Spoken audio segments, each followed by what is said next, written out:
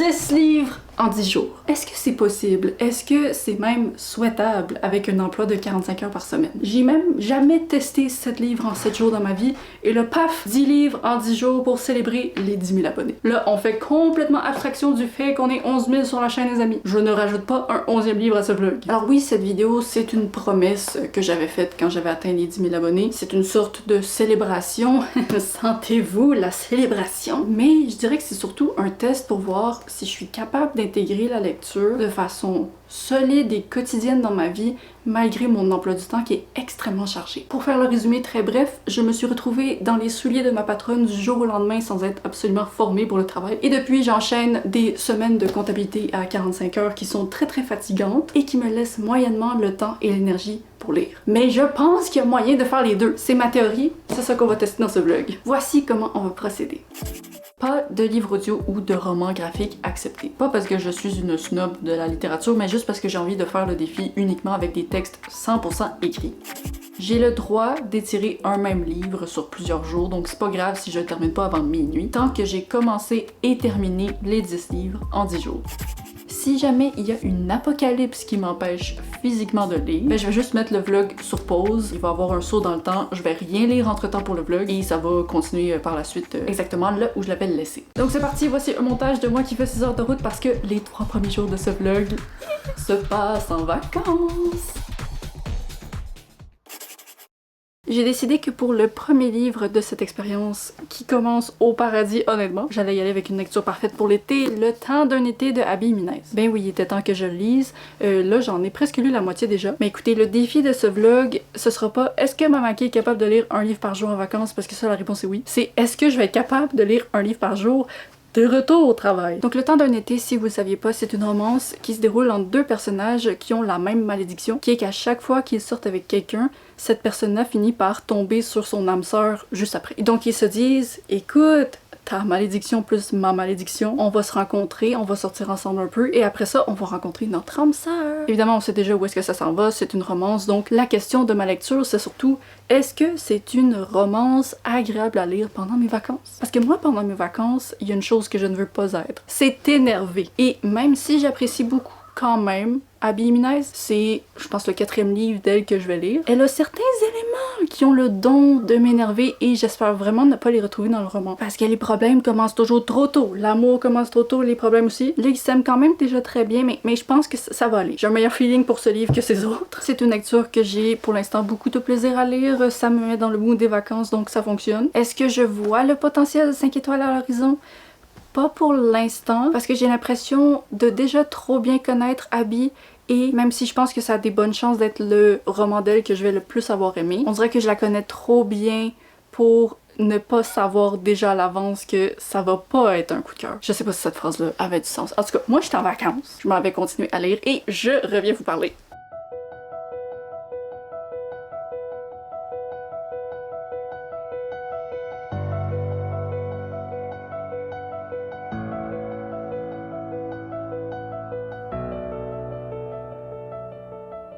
Là, je suis fatiguée. Je sais que c'est le jour 1, puis il faut pas que je dise que je suis fatiguée le jour 1 parce qu'il reste encore 9 jours. Mais je suis fatiguée parce que il est 15h30. J'ai terminé 420 pages. Un petit peu en mode marathon de lecture, puis je pense que pour réussir à terminer 10 livres en 10 jours, j'ai pas nécessairement besoin de me taper un marathon de lecture dans la première moitié de la journée. Donc, pour les autres journées, je vais essayer de peut-être y aller plus doucement, mais voilà. Qu'est-ce que j'ai pensé de cette romance? Je pense que j'avais raison à plusieurs niveaux. C'est le Abby Minaise que j'ai préféré pour l'instant, et comme je le pensais, c'est pas un 5 étoiles. Je peux comprendre pourquoi ça a été un coup de cœur pour autant de gens. Si vous savez pas, c'est un livre qui a été suggéré dans mon bocal des membres genre 18 fois, principalement par Kim, pour qui c'est genre son livre préféré à vie. Et je veux dire, c'est une romance de qualité. On a des personnages qui sont adultes, qui ont des vies complexes, des historiques qui sont poussés et travaillés, on voit les dynamiques de famille, blablabla. Mais encore une fois, on dirait qu'il me manque une étincelle avec les personnages d'Abby Minaise. J'ai l'impression que tous ces protagonistes masculins sont pareils dans le sens qu'ils sont parfaits. Et c'est tellement un niveau de perfection introuvable dans la vraie vie que ça me sort du réalisme. Je sais que c'est des romances. Est-ce qu'on attend des romances qu'elles soient des textes parfaitement réalistes? Je sais pas, là, je dirais pas ça. Mais ça reste qu'à chaque fois, je suis juste comme, ok.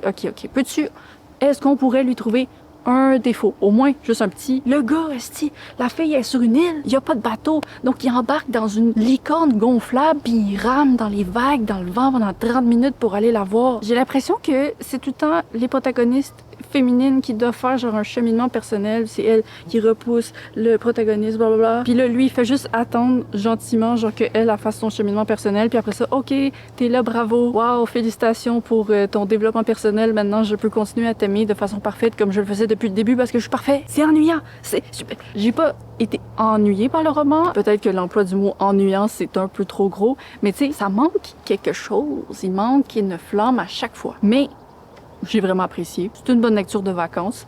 Je me suis pas forcée à la lire aussi rapidement, même si je pense que dans ma vie normale, j'aurais pas ressenti une énorme fringale à l'idée genre de je dois le continuer absolument. Mais ça reste que c'était de la qualité et les personnages étaient intéressants. Et quand je dis ça, je parle vraiment aussi des personnages secondaires, genre toute la famille, tout était intéressant. J'ai eu du plaisir, donc un 4 étoiles pour commencer le vlog. C'est pas un 5 étoiles, mais au moins on est déjà plus positif que mon dernier vlog rouge. Donc là, vu que la journée est vraiment pas terminée, je pense que je vais me permettre peut-être de commencer ce soir la lecture de demain. Et vous allez voir ça dans le prochain clip, mais je pense que plusieurs d'entre vous vont être contents de voir le titre que c'est.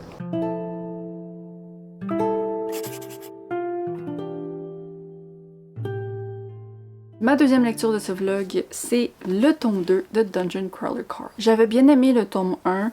J'ai l'impression que les gens ont le souvenir que j'ai pas trop aimé le tome 1 parce que j'ai passé genre 15 minutes à chialer dessus dans mon vlog. Mais la raison de mon chialage, c'était surtout que je pensais vraiment que j'allais lui donner 5 étoiles, puis non. Mais j'avais apprécié. Puis je suis contente de continuer la série. En fait, j'avais comme oublié que c'était quelque chose que je pouvais continuer dans la vie jusqu'à ce que Jordana me mette dans le bocal, donc merci. Et pour l'instant, j'en suis à la page 200 exactement à la moitié. Il est 11h en ce jour 2, donc encore une fois, je suis vraiment dans les temps. C'est la partie du vlog où je m'éclate en vacances en lisant un livre par jour. Je vis ma best life. Pour parler de ce livre-là, parce que c'est ça le but du vlog, ben si vous savez pas c'est quoi Dungeon Crawler Carl, c'est vraiment un roman qui nous fait vivre un jeu vidéo. On suit un protagoniste qui se fait embarquer de force dans une aventure menée par des extraterrestres qui envahissent certaines planètes et tuent tout le monde qui participe pas à ce jeu vidéo-là. Et l'objectif, c'est tout simplement de survivre, accompagné de son acolyte, le chat. Encore une fois, j'apprécie ma lecture. Je suis contente de l'avoir rapporté en vacances. Je comprends pourquoi autant de gens sont complètement emballés par cette saga et de ce que je vois pour l'instant, je serais absolument heureuse de continuer le tome 3, mais j'avoue que je ressens toujours pas la flamme en moi. Et je comprends pas trop parce que tous les éléments sont là pour que ce soit exactement le genre de livre qui me parle, mais il y a quelque chose qui fait en sorte que même si j'apprécie ma lecture, l'appréciation est jamais poussée à un niveau wow et j'ai l'impression de pas porter en moi le même amour que les autres gens face au personnage. Surtout le protagoniste que moi j'arrive toujours pas à saisir. J'avais ce problème-là dans le tome 1, j'ai encore un petit peu ce problème-là. Mais c'est amusant, ok, je prends pas la tête avec ce livre-là, je vais continuer à le lire. À mon avis va rester exactement le même à la fin. Mais on sait jamais qu'est-ce qui peut arriver, donc on va s'en parler.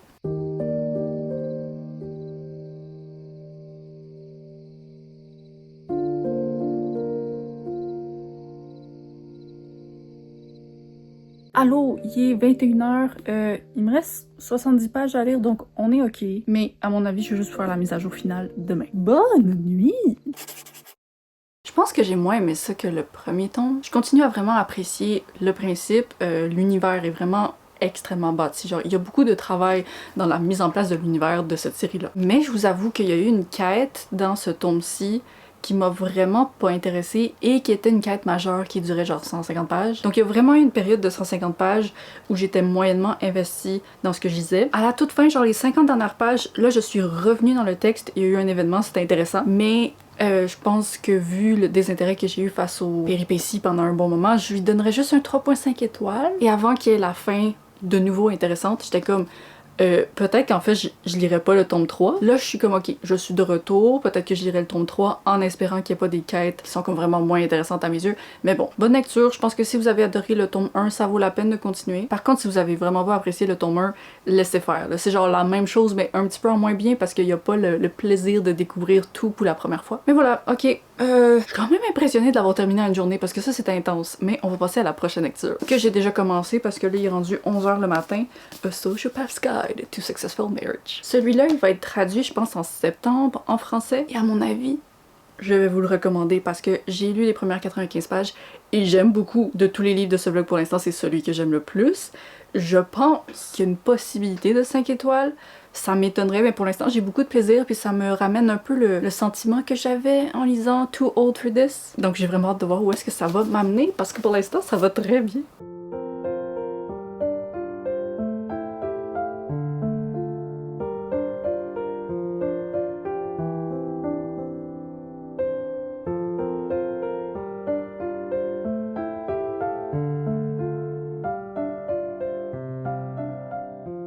Il y a tellement des gens qui vont détester ce livre-là, mais j'en fais pas partie parce que moi j'ai donné 5 étoiles. Les amis, c'est réussi. J'ai déjà trouvé un coup de cœur jour 3 de ce vlog. J'ai passé la lecture entière de ce livre à rire, ok?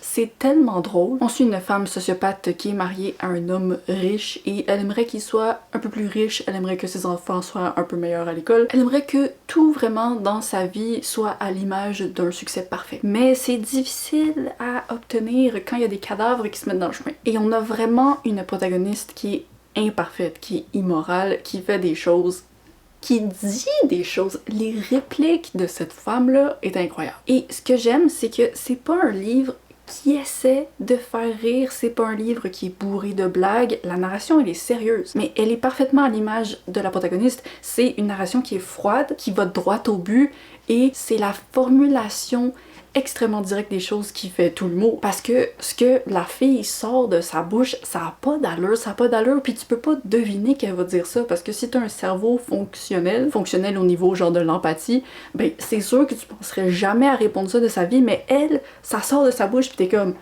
Ouais, ok, I guess que je comprends pourquoi elle pense ça, mais comme jamais dans toute ma vie t'aurais pu me donner 200 vies et dans chacune de ces vies-là, moi j'aurais pas répondu ce qu'elle a répondu. Donc c'était juste fascinant de la voir aller. C'est un personnage qu'on déteste, mais c'était tellement amusant juste de la voir aller. Puis il y a tellement de péripéties là-dedans, mais à aucun moment ça devient overwhelming. Ce que ça fait, c'est que t'es vraiment stressé pour elle. T'es comme, mais comment elle va se sortir de ça? Il y a 10 millions de trucs, c'est très gros, c'est très ridicule. Si vous voulez comme quelque chose qui est extrêmement réaliste, je sais pas à quel point c'est réaliste comment elle se sort de ces situations. Mais moi, ce livre-là, au final, m'a donné beaucoup de personnalité, beaucoup d'intelligence subtile dans la manière que les informations étaient présentées, la narration, et un facteur addictif incroyable. Tu sais, dans ce vlog, on s'entend que je lis tous mes livres en une journée, donc c'est pas un facteur qui va déterminer à quel point j'ai adoré un livre, mais c'est le premier livre de ce vlog où je devais me forcer à faire des pauses. J'avais juste envie de le lire d'une seule traite. Les 2 livres précédents, si j'avais été dans ma vie normale avec le travail, j'aurais mis plusieurs jours à les lire.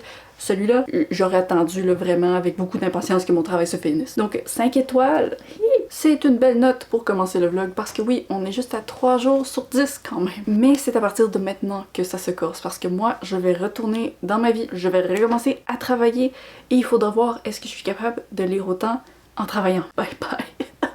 Moi, j'aurais pu rester ici toute ma vie!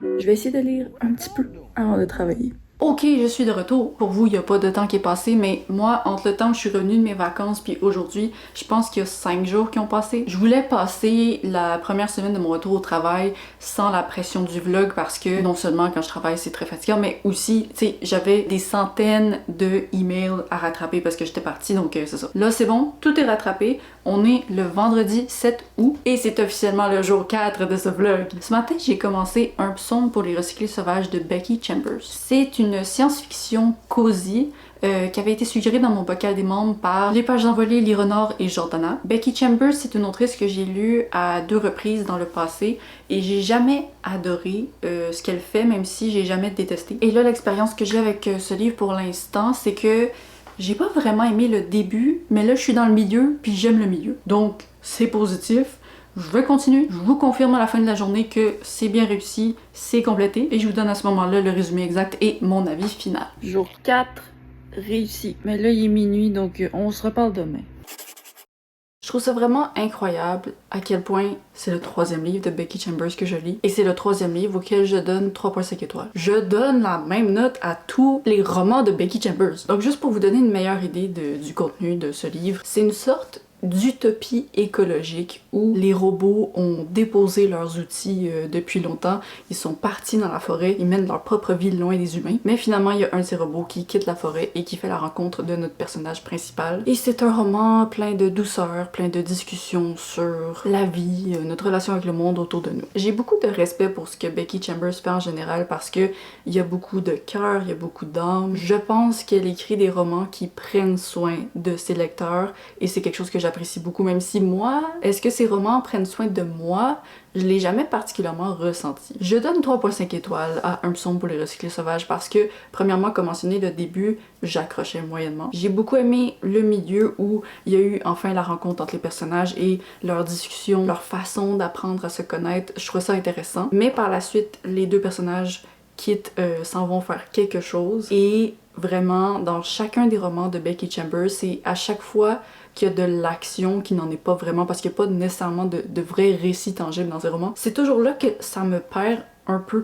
Je sais pas pourquoi, je saurais pas pointer qu'est-ce qui fonctionne pas, mais il y a quelque chose dans sa façon d'écrire qui ne m'intéresse pas beaucoup. C'est ça l'impression générale que j'ai avec ces romans. C'est doux, mais ça provoque jamais rien de tangible en moi. Mais ça reste que j'ai aimé le principe d'un moine de thé qui sert du thé à des gens avec une formule spécifique pour leur faire du bien. Genre ça j'apprécie, il y a des choses que j'apprécie de ce roman. Je suis contente de l'avoir lu, mais honnêtement, après avoir lu 3 romans de Becky Chambers, je pense que je peux dire que c'est juste pas une autrice qui écrit des choses qui me parlent à moi personnellement. Et je serais pas nécessairement partante de relire quelque chose d'elle parce que comme mentionné, je me suis sentie exactement de la même façon dans chacun des romans. L'espace d'un an, apprendre si par bonheur, un psaume, même ressenti à chaque fois. C'est quand même incroyable. Donc si vous avez aimé les autres romans de Becky Chambers, ben allez-y parce que c'est pareil. Bref, c'est mon avis sur le 4e livre de ce vlog. Là par contre, on a une situation, ok? On est le jour 5, samedi. Samedi, c'était ma journée où je voulais lire un roman entier, ok? Vous le voyez, c'est lui. Mais en ce moment-là, il est 11h49 et j'ai lu 14 pages. Je suis un petit peu inquiète pour la journée parce que même si techniquement en termes d'emploi du temps, j'ai pas nulle part où aller aujourd'hui, la chose la plus longue que j'ai à faire c'est genre ma vaisselle. Malgré tout, je sais que mentalement aujourd'hui je suis pas vraiment là. J'oublie constamment que je suis en train de filmer ce vlog, j'oublie constamment que j'ai des livres à lire, je suis pas dans le mood et c'est parce que hier j'ai fait une folie. Et je suis allée dans un refuge et j'ai rencontré un chat avec lequel je suis tombée vraiment en amour rapidement. Mais je l'ai pas adopté, mais ça me tue, ça me ronge de l'intérieur.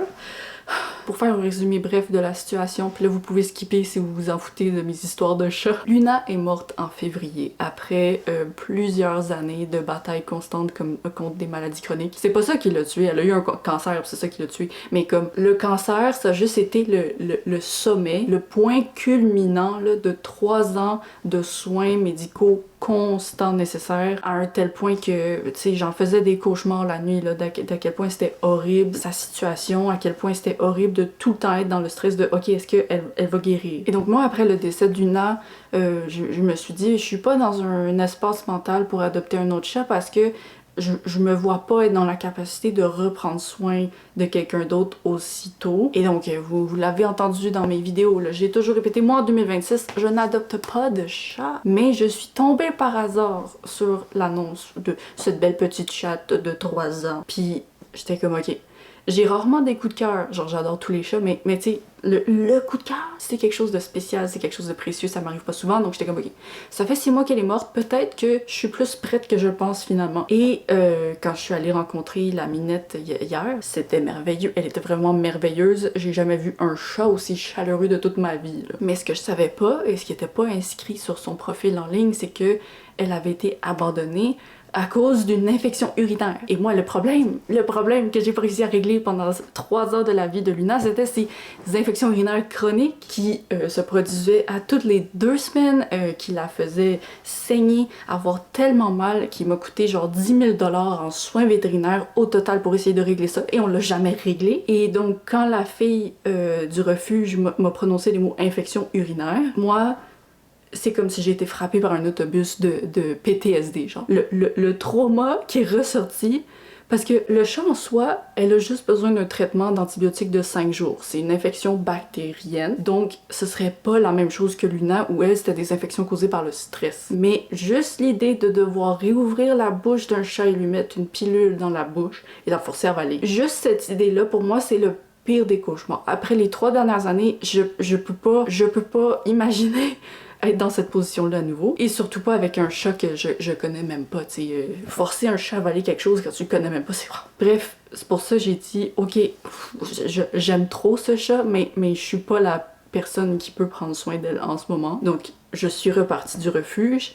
Et depuis, je suis chamboulée parce que je fais juste penser à elle. Et ce matin, je me suis réveillée et j'étais comme, oh mon Dieu, ça aurait été merveilleux de me réveiller avec elle. Et j'ai juste l'impression que les chats, c'est la chose que j'aime le plus au monde. Peut-être en égalité avec les livres, je sais pas, mais que je suis trop traumatisée pour comme profiter de la chose que j'aime le plus au monde. Et donc c'est ça, je suis comme pas là mentalement pour le vlog parce que je suis en bataille constante de est-ce que je devrais juste aller au refuge, me présenter puis l'adopter puis être comme je m'en fous finalement, je vais être assez forte pour retraverser ça encore. Voilà, je veux quand même vous présenter le livre que je suis supposée lire aujourd'hui. The Devil She Knows de Alexandria Bellefleur, qui est une romance entre une femme et le diable sous la forme d'une belle femme blonde. J'avais lu le premier chapitre dans ma vidéo où je testais tous les premiers chapitres. C'était genre dans le top 3 des livres que j'avais le plus hâte de continuer. Donc c'est moi je me suis mis ça dans ma pile à lire, j'étais comme ça va être facile. Un samedi je me réveille le matin, je lis ça, bim bam boum. Mais là c'est ça, ok, il est midi, j'ai rien à manger dans mon frigo, faut que je cuisine. Je suis encore en pyjama en dessous de ça. Je suis pas là, mais il faut que je sois là, faut que je sois dans ma lecture. Donc c'est le premier défi de ce vlog. Pour l'instant j'ai vraiment eu la vie facile dans ce vlog. Jour 5, le défi commence.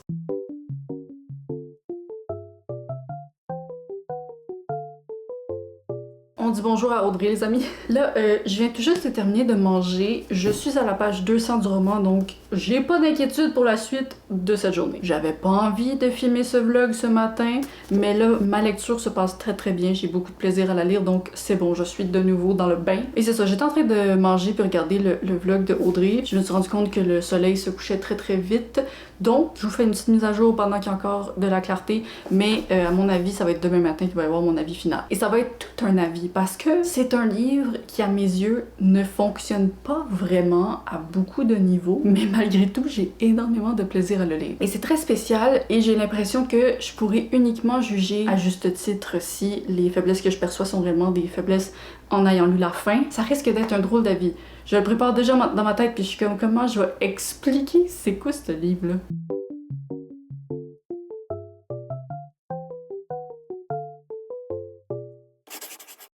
Là, c'est vraiment le vlog où j'ai l'air le plus nu de l'univers, mais c'est parce qu'il fait chaud, ok? Je porte des camisoles, mais avec mes cheveux, ça paraît pas. Voilà, je suis habillée dans tous les clips, je vous le promets, les amis. Jour 6. Aujourd'hui, ça va être un autre défi, parce que là, ok, je dois passer genre 10 minutes à vous parler de ceci. Ensuite, je dois partir aller faire le marché. Ce soir, je suis toute la soirée avec ma famille. Il faut que je trouve là-dedans le temps de lire un livre entier. Ça va le faire, mais faudrait pas trop que je procrastine, disons. Donc, The Devil She Knows a une moyenne de notes sur Goodreads qui est très mauvaise et je comprends pourquoi. Moi, j'ai beaucoup aimé. Je vais lui donner 4 étoiles et je veux que vous gardiez cette note en tête pendant que je vous nomme tous les défauts de ce livre. Parce que pour vous expliquer le concept, au-delà de juste c'est une romance entre une fille puis le diable, en bref, ça commence avec la protagoniste qui demande en fiançailles sa copine. Sa copine est genre « non, absolument pas ». Puis là, elle est comme, ah ben, si c'est le mariage le problème, genre on peut laisser faire, c'est bon, oublie. Puis là, elle est comme, non, c'est pas le mariage le problème, c'est toi. Et elle se fait larguer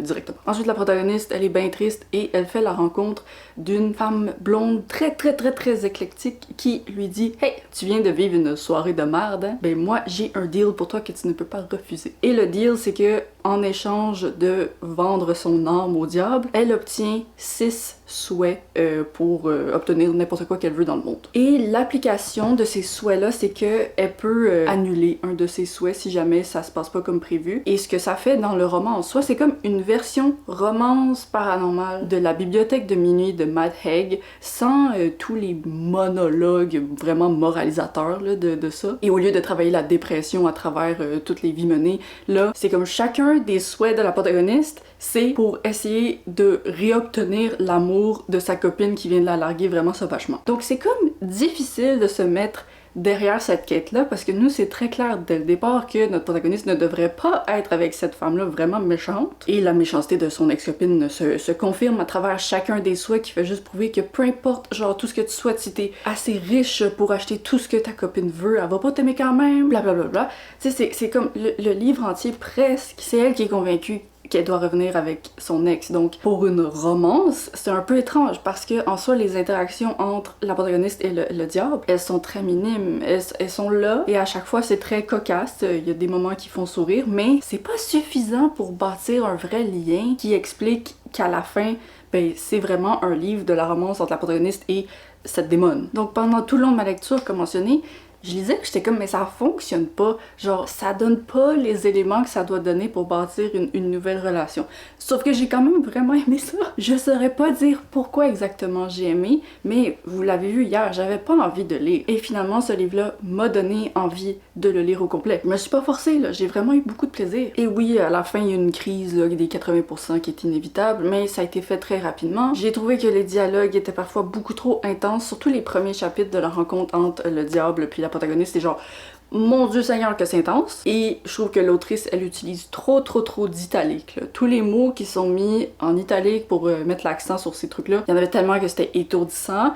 Mais malgré tout, j'ai tellement eu de plaisir. Je sais pas, genre c'est trop bizarre. Je lui donne vraiment 4 étoiles. Genre dans mon cœur, c'est une expérience de lecture au plaisir des 4 étoiles. Mais objectivement, quand je regarde tous les défauts, je suis genre, je comprendrais tellement que quelqu'un lise ça, pis c'est comme, ben ça a pas fonctionné, j'ai pas aimé ça, je me suis pas connectée à la relation. Puis aussi un point que je voulais mentionner, c'est que tous les autres personnages de ce roman, en dehors des deux protagonistes, sont horribles. Tu sais, l'ex-copine de la protagoniste, elle a aucun point redeemable. Puis c'est à se demander, mais pourquoi tu l'aimes? Genre, pourquoi tu passes tes souhaits miraculeux à essayer de la revoir alors que dans chacun des souhaits, elle est juste désagréable. Le livre nous donne pas une façon de comprendre pourquoi elle aime autant cette femme-là. Les autres personnages sont vraiment horribles. Bref, c'est ça. C'est un livre vraiment imparfait que j'ai beaucoup aimé. Donc je sais pas si je le recommande. Il est pas traduit en français, mais ce fut l'expérience de ma lecture en une journée. Et écoutez, c'était un peu ce que j'avais besoin hier. Parce que là, c'est bon. Je suis de retour dans le vlog, je suis réinvestie. C'est vraiment agréable de voir ma page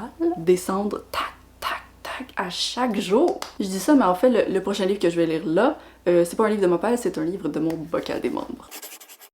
Bon, ça fait genre 2 fois que j'essaie de filmer cette update puis que je suis interrompue par un appel au travail, donc on va essayer de faire ça rapidement. On est le lundi 10 août, je viens tout juste de finir de manger, donc je suis encore techniquement dans ma pause, mais il y a personne qui est sur le même horaire, donc c'est difficile d'avoir une vraie pause, disons. Et hier soir, j'ai terminé ma lecture du jour, qui était Jacaranda de Gaël Faye. Ça faisait tellement longtemps que je voulais le lire, premièrement parce que quand j'avais fait ma wishlist des favoris de Booktube, c'est un titre qui était revenu plusieurs fois sur plusieurs années, mais aussi parce qu'il avait été suggéré dans le bocal par une coquillette qui lit. Et si vous connaissez pas ce livre-là, ce qui m'étonnerait parce que c'est vraiment un grand succès en France, c'est une œuvre qui suit un jeune homme qui est le fils d'une femme rwandaise qui a émigré en France et qui tient vraiment sous silence son expérience, son enfance, vraiment tout ce qui est en lien avec le Rwanda, y compris le sort de sa famille pendant le génocide de 1994. Et le protagoniste, suite à la rencontre d'un autre membre de sa famille, va développer un intérêt pour son pays d'origine, pour vraiment le trauma profond partagé par le peuple rwandais. Et donc, comme vous le voyez avec ce résumé, c'est clairement un livre qui a, oui, un sujet qui est émotif, qui est émouvant, mais c'est surtout la charge historique émotionnelle qui est lourde. Parce que j'ai pas vérifié si c'était une autofiction ou pas. Je pense que c'est vendu comme un roman, mais même si c'est de la fiction, on s'entend que c'est pas de la fiction, c'est vraiment ce qui est arrivé. Bref, moi c'est un livre que j'appréciais énormément dans la première moitié. L'auteur il va vraiment avec une approche particulière pour sa narration. C'est comme si on va ultra rapidement à travers chacune des étapes de la vie du protagoniste. Tout ça dans un style de langage qui est très simple et direct. Donc c'est vraiment comme écrit de la meilleure façon possible pour rejoindre les gens. Puis ça allait tellement rapidement que j'étais curieuse de voir ça allait être quoi le réel cœur du texte. Et même si, je veux dire, j'ai pas aimé ce roman-là, vous allez voir à la note que je vais donner, je dois avouer que j'ai beaucoup moins aimé la deuxième partie du roman. Même si j'ai absolument rien à redire sur l'histoire qui est racontée en elle-même. Genre c'est pas les propos, le contenu qui sont le problème. Pour moi, c'est vraiment au niveau de la narration, l'approche créative de ce roman, pour moi, fonctionnait moyennement dans la deuxième moitié parce que après un rythme vraiment effréné où honnêtement, on a survolé des scènes que moi, je voulais voir davantage développées. Ben là, on arrive dans la deuxième moitié où enfin on apprend l'histoire des personnages, mais c'est présenté sous la forme de témoignages qui sont des monologues de genre 10 pages. Et moi, ça a trouvé un clash. J'étais comme, ça ne rentre pas dans ce livre-là, la présentation. Ça fait comme, ok, j'ai toutes ces informations-là à donner, ça va être vraiment difficile de les inclure de façon naturelle. Donc, voici toutes les informations, vous êtes en train de lire un livre d'histoire. Et ce qui était raconté était intéressant. J'aurais été intéressée de lire ça dans un livre d'histoire, mais là on était dans un roman et pour moi ça clashait trop avec le reste. Et aussi, j'ai apprécié tous les personnages secondaires du livre, mais j'avoue que je suis restée un peu indifférente face à notre protagoniste. Pas parce qu'il faisait quoi que ce soit qui me dérangeait ou rien, mais juste il avait une attitude, une énergie qui m'intéressait pas vraiment. Je me suis pas attachée à lui, mais je me suis vraiment attachée aux membres de sa famille, je me suis attachée à tout le monde autour, mais pas lui. Et donc, je pense que la note avec laquelle j'ai terminé le roman dans mon cœur, c'est comme un 3.75. Et j'avoue que c'est vraiment comme le sujet, le thème, les informations du livre qui ont fait monter la note parce que juste en termes de plume, moi je trouve que ce genre d'histoire-là, elle aurait pu mériter une approche vraiment lyrique comme d'autres romans que j'ai lus qui racontent des histoires de famille ou tu sais, j'avais besoin d'une ambiance qui était pas là pour pouvoir un peu épauler la lourdeur des faits qui étaient dits. Mais là, c'était un peu juste tout expéditif, ok, c'est vraiment horrible ce qu'on raconte, mais on le raconte comme un livre d'histoire. Et donc je dirais que c'est un livre qui m'a pas nécessairement donné envie de découvrir les autres œuvres de l'auteur, mais même si c'était pas fait pour moi, je trouve que c'est quand même une approche très positive pour rejoindre le plus de gens possible. Je pense qu'il y a une raison pour laquelle ce livre-là a été un succès, c'est très accessible et je pense que quand on raconte des histoires comme ça, qui sont aussi importantes à garder en mémoire, ben l'accessibilité c'est un gros plus. Donc c'est pas un livre où je vais dire ah ça aurait dû être écrit différemment, ça aurait pu être mieux, mais c'est un livre où je dis moi pour mon appréciation personnelle en tant que lectrice d'un roman, ça aurait dû être écrit différemment pour que je l'aime plus, mais comme ce livre a pas besoin de changer. Donc si vous êtes intéressé par le thème et tout, moi je vous encourage à lire parce que vraiment si la narration vous convient, ben c'est vraiment un texte là, qui vaut la peine d'être lu. Donc merci pour la suggestion et là ben moi faut que je me mette à lire le 7e livre de ce vlog que je n'ai pas encore commencé aujourd'hui, mais la bonne nouvelle pour moi c'est qu'il est pas très long. On va lire du québécois aujourd'hui les amis. Je vais lire La Sainte Paix de André Marois. Je viens de terminer de travailler. Je pense que j'ai lu 5 pages aujourd'hui, donc la journée n'est pas finie. Update, il est 17h39. J'ai lu 38% du roman. 38%. C'est pas la moitié, mais c'est pas loin. Je pense que j'ai mis mon trépied trop haut. Moi, je suis très heureuse, ok? Parce que il est même pas 21h. Et j'ai terminé mon roman de la journée. C'est sûr que ce qui aide dans la vie, c'est que j'ai choisi un livre de 157 pages pour mon lundi. Puis spoiler alert, tous les autres livres que je vais lire dans ce vlog, je pense, ne feront pas plus de 200 pages. Ça reste que je vais continuer à lire un livre par jour, ok? Puis c'est quand même un petit peu intense pendant 10 jours. Bon, alors, La Sainte Paix de André Marois, c'est un thriller qui suit une vieille dame qui ne porte pas vraiment sa voisine dans son cœur, mais quand elle apprend que celle-ci compte vendre sa maison pour déménager ailleurs, ben elle est comme non, si elle déménage, il va y avoir des nouveaux voisins, puis ils vont me faire chier, puis moi je veux juste la sainte paix dans ma vie. Donc elle décide de provoquer la mort de sa voisine pour qu'il y ait eu un événement violent dans la maison et que la maison ne soit plus vendable aux yeux du public parce que personne ne veut une maison où il y a eu une telle tragédie qui s'est produite. Et c'est vraiment le genre de texte qui suit une protagoniste qui se met les pieds dans les plats à travers des meurtres. Et pendant ce temps-là, on suit aussi le point de vue de la police qui enquête sur la situation. Comme toujours avec les romans de André Marois, ça se lit hyper bien. C'est très cocasse. C'est un auteur que j'ai lu, je pense, 3 ou 4 fois maintenant. Puis j'ai jamais pas aimé ce que j'ai lu. Mais je dois dire que dans le line-up des livres que j'ai lus, je pense pas qu'il est dans le sommet. Parce que c'est un petit peu dur de pas le comparer aux autres romans que j'ai lus avec le même genre de protagoniste. Puis même si, tu sais, la dame, elle était pas faite pour être aimée, c'est vraiment un personnage imparfait. Je trouve qu'elle était pas nécessairement le personnage imparfait le plus intéressant à suivre dans ses bêtises, dans ses folies. Et le dénouement à la fin était pas nécessairement celui que j'espérais voir. Ce qui est drôle parce que c'est comme un peu exactement la même fin que plusieurs des livres que j'ai lus dans ce style-là, mais dans ces livres-là, j'étais comme ouais, c'est ça qu'il fallait. Puis là, j'étais comme non, il me semble que c'est pas ça qu'il fallait pour la fin. Bref, je lui donne également 3,75 étoiles et je veux réitérer dans la vie que les notes, honnêtement, c'est abstrait. J'ai donné 4 étoiles à une romance qui avait une liste longue comme ça de défauts et je peux pas vous dire pourquoi je l'ai plus aimé que ces 2 derniers livres-là que j'ai lus. Parce que les 2 derniers livres avaient moins de défauts, je pense, mais ça reste que j'ai plus aimé. Donc, écoutez, moi quand je donne une note à un livre, c'est pas vraiment en comparaison avec les autres notes que je viens de donner. C'est juste ce livre-là, dans mon cœur, il mérite 3,75. C'était la même chose pour Jacaranda, puis The Devil She Knows. Je pouvais pas ne pas lui donner 4 étoiles, même si je peux pas encore vous expliquer pourquoi exactement. C'est pour ça que je comprends totalement le choix des chroniqueuses qui ne veulent pas mettre de notes sur leurs critiques. Moi, ça me fait un peu chier parfois parce que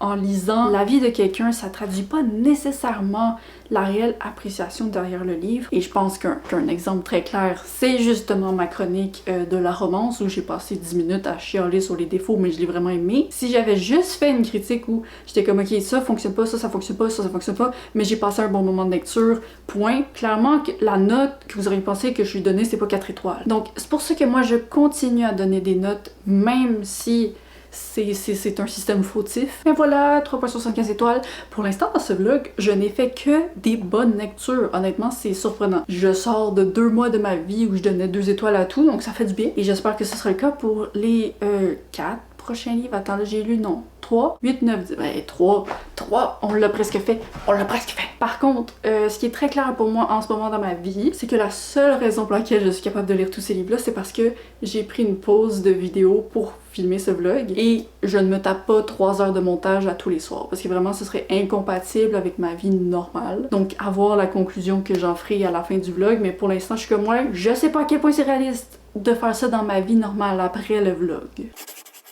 Jour 8. Le livre du jour, c'est Frappe-toi le cœur de Amélie Nothomb, que j'étais très heureuse de me faire suggérer dans le bocal par Niena parce que Amélie Nothomb, c'est une autrice que j'ai lue, je pense 3 ou 4 fois. Et je crois que j'en ai jamais parlé sur ma chaîne. Je pense que toutes mes lectures d'elle datent de avant la création de ma chaîne ou peut-être comme les premiers mois. Donc je suis contente de la redécouvrir des années plus tard parce que j'oublie trop souvent que c'est comme une option dans la vie de se réveiller un matin, de commencer un roman de Amélie Nothomb et de le terminer avant la tombée de la nuit. La majorité de ces romans se consomment comme des petites bouchées, puis même si j'ai pas adoré tout ce que j'ai lu d'elle, ça fait toujours du bien de se prendre un livre comme une petite bouchée entre 2 grosses briques. Tout ça pour dire que je ramène Amélie Nothomb dans ma vie aujourd'hui. J'ai lu la première moitié du roman. Pour l'instant, j'aime beaucoup. Donc, je suis contente. Ça me fait rappeler... Il me semble que c'était une façon compliquée de juste dire ça me rappelle.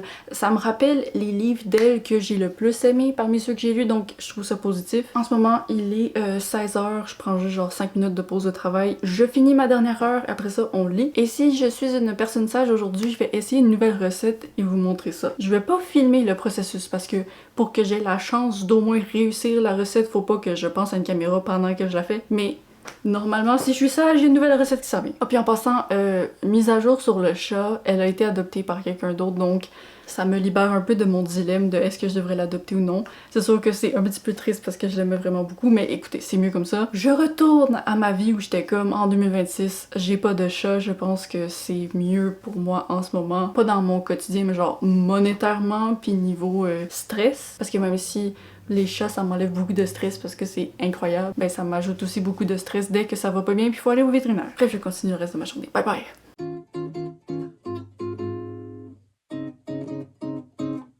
Je commence à être fatiguée de ma journée certainement, mais aussi de la vie. Non, ça sonne dramatique, de ce vlog. Je suis pas fatiguée de lire un livre par jour, j'aime bien, mais toujours être dans le processus de filmer ces lectures-là, c'est un petit peu fatigant. Mais ça reste que je suis contente de vous donner mon avis final sur Frappe-toi le cœur, parce que j'ai vraiment aimé ça. C'était un livre très agréable à dévorer. Ça parle d'une femme très très belle qui donne naissance à une fille très très belle aussi, peut-être même encore plus belle, et qui commence à jalouser l'enfant à qui elle a donné naissance. Et c'est comme un survol expéditif, vraiment très très très rapide d'un trauma multigénérationnel, l'impact que les parents ont sur leurs enfants. Et c'est un thème qui m'intéresse toujours beaucoup. Je trouve ça intéressant les dynamiques de famille qui peuvent exister. Je me retrouve toujours un petit peu indécise face au roman de cette autrice parce que d'un côté, j'apprécie tellement la nature rapide de ses textes. Elle écrit vraiment des livres qui donnent envie de lire et ça, je respecte énormément. Mais d'un autre côté, je pense que cette même histoire-là est tirée dans un roman de 300 pages au lieu de 150 pages. Ben, je pense que je l'aurais encore plus apprécié, je pense qu'elle m'aurait encore plus marqué parce que j'en parlais avec Maps justement. Les romans d'Amélie Nothomb, on les lit, on les apprécie, on passe un bon moment, mais on n'y repense pas si souvent que ça après. Parce que c'est tellement rapide que c'est juste comme pouf, un nuage qui passe dans le ciel puis il est très beau puis tu le regardes, mais après ça il est passé puis tu y penses plus. Malgré tout, je pense quand même que c'est un livre pour lequel j'aurais pu avoir un coup de cœur sous une forme petite, mais ce qui m'a empêché d'en avoir un, c'est que je trouvais que la ligne directrice du récit était pas nécessairement claire. On commence avec un personnage, on pense que ça va être ce personnage-là pendant tout le long, après ça on switch à un autre personnage, là on se dit ok ça va switcher à l'autre, mais ça switch pas à l'autre, mais peut-être que ça va switcher. Et ce que ça a fait, c'est que j'ai l'impression que les boucles n'ont pas toutes été bouclées dans le roman. Il y a des personnages qui ont été vite survolés, avec qui j'aurais aimé passer plus de temps, donc pour moi c'est un 4.25 étoiles. Mais mon dieu, ça fait des années que j'avais pas lu cette autrice, je suis vraiment contente de l'avoir relue, puis je pense qu'il faudrait que je m'en fasse un par an, genre. Ça fait du bien, j'ai eu du plaisir. Alors moi je m'en vais dormir parce qu'il est 23h. Peut-être que je vais lire quelques petites pages du roman de demain. Mais honnêtement, je suis un petit peu appréhensive de la lecture de demain parce que elle fait partie des plus grosses, genre parmi les petits livres, c'est un plus gros petit livre. Et quand je l'ai ajouté à ma Kobo récemment, j'ai lu genre la première page puis j'ai vraiment pas aimé le style d'écriture, donc peut-être qu'on va avoir le premier avis négatif de ce vlog, mais j'espère que non. Bonne nuit. Bon, une autre journée où il fait chaud puis j'ai l'air d'être tout nu sur YouTube. Bonjour, jour 9. Oh mon dieu, j'arrive pas à croire que demain c'est terminé. Je viens tout juste de fermer mon ordinateur de travail. Je suis très contente parce qu'aujourd'hui ça a été fatigant comme journée. Mais la bonne nouvelle, c'est que j'ai pris de l'avance sur le livre du jour.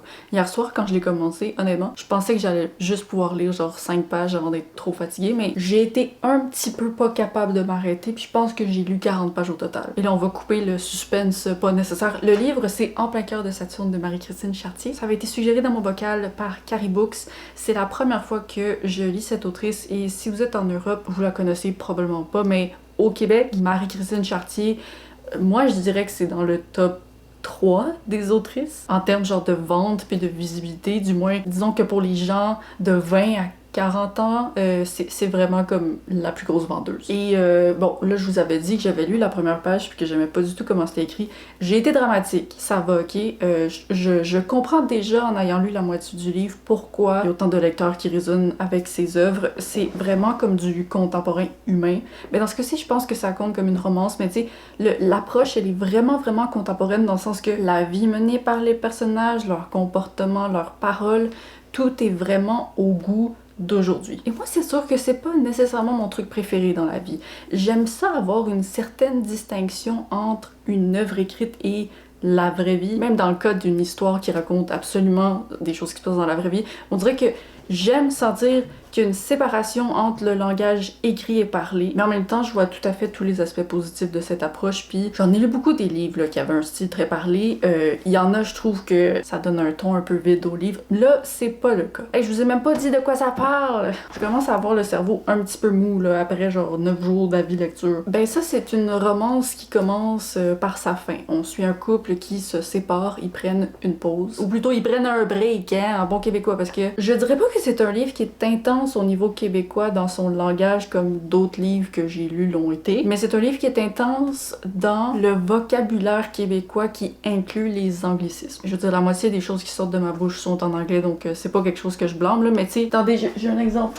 Ben, j'aurais plus jamais à me rendre à une première date, genre ever. Hey, c'est vrai moi non plus. Wow, je pense que tu viens de mettre le doigt sur la plus belle affaire d'avoir trouvé The One. C'est sûr que c'est pas mon style préféré dans la vie, mais ça va. Donc, pour revenir au résumé, on suit un couple qui prend une pause parce que la protagoniste souffre d'un trouble anxieux et même d'un trouble obsessionnel compulsif qui commence à vraiment engloutir le bonheur et le plaisir de la relation. Et ce livre est une attaque personnelle à chacune de ses pages parce que c'est un petit peu ce qui s'est passé avec moi l'année passée quand mon copain m'a largué parce que j'étais trop anxieuse. Et est-ce que chaque fois que je lis une scène où elle a genre des pensées d'OCD ou elle se fait blâmer pour ses pensées d'OCD? Est-ce qu'à chaque fois je suis genre yo mais c'est absolument rationnel ce qu'elle est en train de penser? Oui, absolument. Donc c'est une expérience de lecture quand même particulière parce que j'ai jamais autant reconnu mes propres défauts dans un personnage de roman. Et je sais pas ça va être quoi la conclusion du livre. Ben, je pense que ça va être une fin heureuse puisque c'est une romance. Moi dans mon couple ça n'a pas été une fin heureuse, donc on dirait que je suis un peu cynique. Genre, j'ai pas envie de lire une fin heureuse avec ça. En tout cas, je me sens dans un mood où je vais comme parler vraiment trop longtemps pour une vidéo qui, je pense, est déjà interminable à monter. Donc, je vais terminer le roman, là, puis on se donne les pensées finales à la fin. Il est presque 17h, je suis à 63% de ma lecture et je pars dans 30 minutes. Donc, à mon avis, ça va être une petite course contre le temps. On se repart demain matin pour voir si j'ai réussi.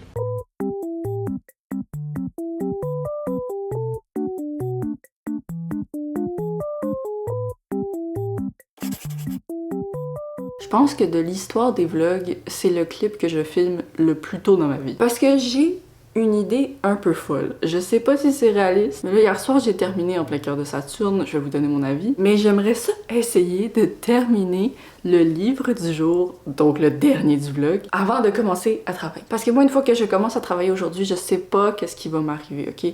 Hier soir, c'était une mauvaise journée dans l'univers. Tout le monde que je connais a eu des mauvaises journées au travail, moi y compris.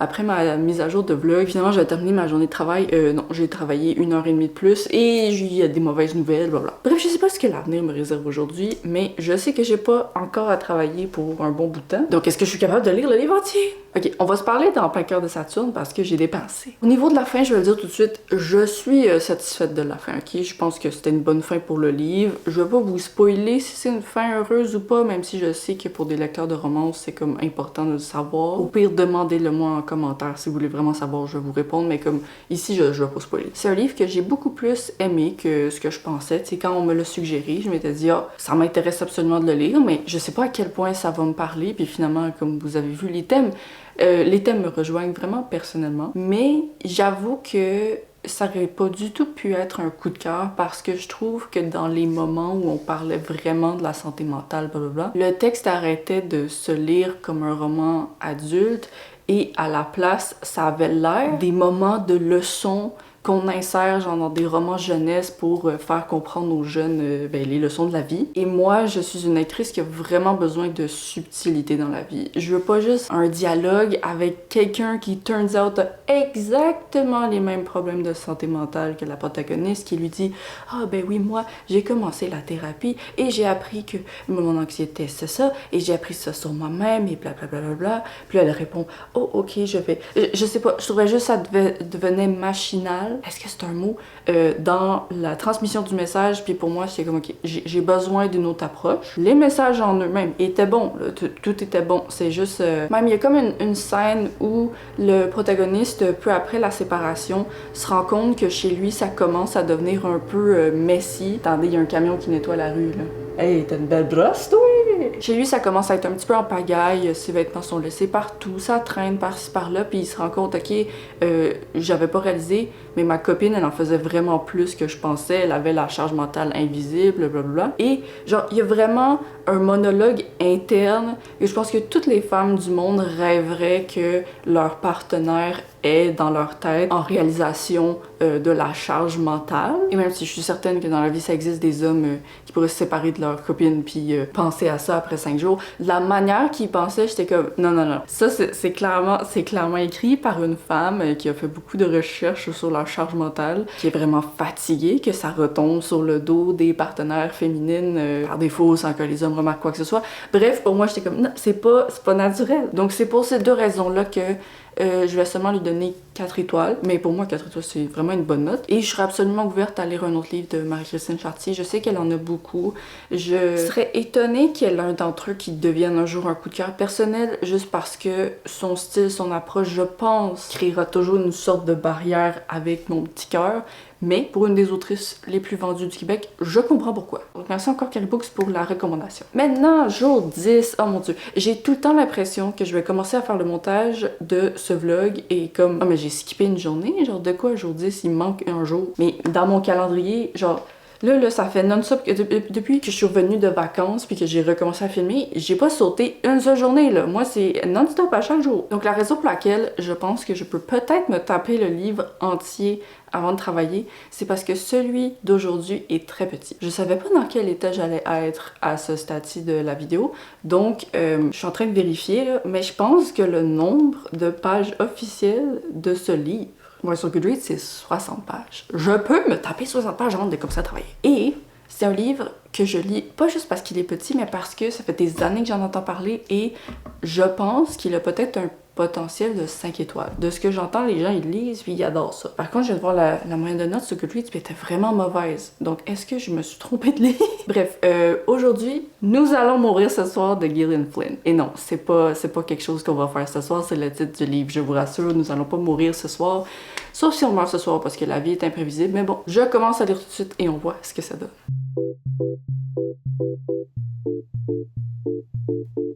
Yo, j'étais pas prête pour la première phrase. J'ai fini. Il est 17h30. Je viens de terminer de travailler. Mais pas juste ça, parce que je viens aussi de terminer ce vlog, parce que j'ai réussi à finir le livre entier ce matin. Comment vous dire que ce moment de lecture dans ma vie a un peu eu aucun intérêt. On a le premier et dernier avis négatif de ce vlog. Hey, j'ai vraiment pas aimé ça. Le principe de Nous allons mourir ce soir, c'est qu'on suit une protagoniste qui, elle, dans la vie, fait un peu tout et n'importe quoi pour subvenir à ses besoins. Elle n'hésite pas à mentir pour subvenir à ses besoins et l'un de ses mensonges, c'est qu'elle vend des services en tant que voyante alors qu'elle n'est pas une voyante. Et oui, ok, elle a également un talent là pour, comment dire ça, frotter le bâton des hommes. Là. Il y a vraiment genre un monologue introductif à ce livre qui ne fait que parler de ça. Mais le réel cœur du livre, c'est qu'elle se fait approcher par une femme qui dit que sa maison est hantée, il y a comme un problème, c'est en train d'affecter son beau-fils. Donc la protagoniste arrive et fait des cérémonies pour essayer de chasser le mal de la maison. On s'entend que c'est absolument pas ce qu'elle fait,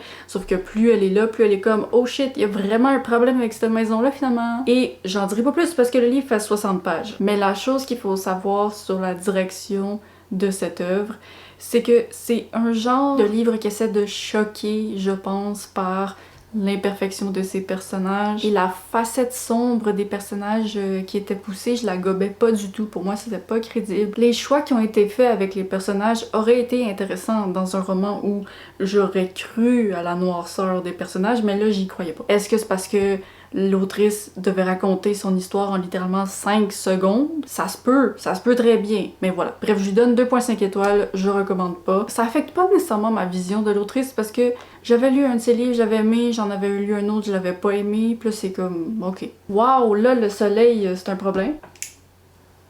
Mais bref, moi j'ai fini de parler ce livre-là, ok, je le laisse derrière moi, j'en ai pas besoin dans ma vie, dans mon futur, mais ce dont j'ai besoin, c'est de vous partager les statistiques de ce vlog. Parce que quand même, j'allais pas lire 10 livres en 10 jours sans noter les statistiques à la fin. Les 10 livres ont représenté 2547 pages lues. Ça fait donc une moyenne de 255 pages lues par jour. C'est vraiment pas mal, c'est vraiment pas mal. Je sais pas s'il y a une période de ma vie où ma moyenne a été aussi haute pendant aussi longtemps. Puis ce qui est incroyable aussi, c'est que là, je termine le vlog, mais on s'entend que la journée est loin d'être terminée. Donc ce soir, quand je vais aller dans mon lit, c'est sûr que je vais commencer un autre livre. Pour ce qui est de l'appréciation que j'ai eue face au roman, ben vous l'avez vu, c'était vraiment un super vlog au niveau de mes notes. Donc la moyenne sur mon petit papier, c'est de 3.82 étoiles. Et je suis pas mal certaine que si c'était pas du dernier roman, on aurait peut-être touché le 4 étoiles. C'est quand même fou d'enchaîner 10 jours de ma vie où j'aime autant ce que je lis. Puis je pense vraiment pas que c'était dû à des facteurs externes parce que, comme mentionné, j'ai eu des journées difficiles cette semaine-là. Puis mes notes se sont pas vraiment éloignées de ce que j'ai donné pendant mes vacances. Autrement, pour les livres que j'ai lus, il y en avait au total 7 qui avaient été suggérés dans le bocal des membres. C'est sûr que là-dedans, il y a des livres de ma palle qui avaient aussi été dans le bocal. Donc si je fais comme la vraie répartition. C'est 5 livres qui étaient dans ma pile à lire, 4 qui étaient uniquement dans le bocal et un que j'ai ajouté dernière minute pour le vlog, c'est-à-dire le dernier livre de ce vlog. Mais voilà, je suis contente parce que ce vlog, ça m'a permis de lire des suggestions de personnes de qui j'avais jamais rien lu pour l'instant. Si jamais vous aussi vous aimeriez que je lise une de vos suggestions, ben c'est pas trop tard parce que à chaque mois, les membres de ma communauté exclusive peuvent mettre un livre dans le bocal et il se trouve que ma prochaine vidéo publique qui va sortir va avoir un tirage du bocal pour ma pile à lire de l'automne. Donc c'est le moment de nous rejoindre si vous voulez. Et sinon pour la conclusion de ce vlog, est-ce que c'est réaliste de lire un livre par jour? Est-ce que c'est souhaitable? Honnêtement, je termine ce vlog et j'ai zéro fatigue de lecture. J'ai une fatigue de filmer, genre ça je le ressens vraiment, mais j'ai pas une fatigue d'ouvrir un livre, me lancer dedans, même si à chaque jour je me suis retrouvée la tête plongée dans une autre histoire. Je suis comme prête en avoir d'autres. Amenez-en, amenez-en! Donc, de ce point de vue-là, je suis contente parce que j'avais peur que à chaque jour, ce soit un défi difficile au niveau de mon envie de lecture. Est-ce que je vais pas en avoir marre à un moment donné? La réponse est non. Aussi, je trouve que j'ai fait des choix judicieux là, pour ma pile à lire. Oh mon Dieu! La décision de ne pas dépasser les 200 pages pour les romans pendant mes semaines, pendant mes jours de semaine de travail. Oh, merci, Mamaki, t'as bien pensé à ça. Parce que j'ai eu aucun stress pour terminer les romans.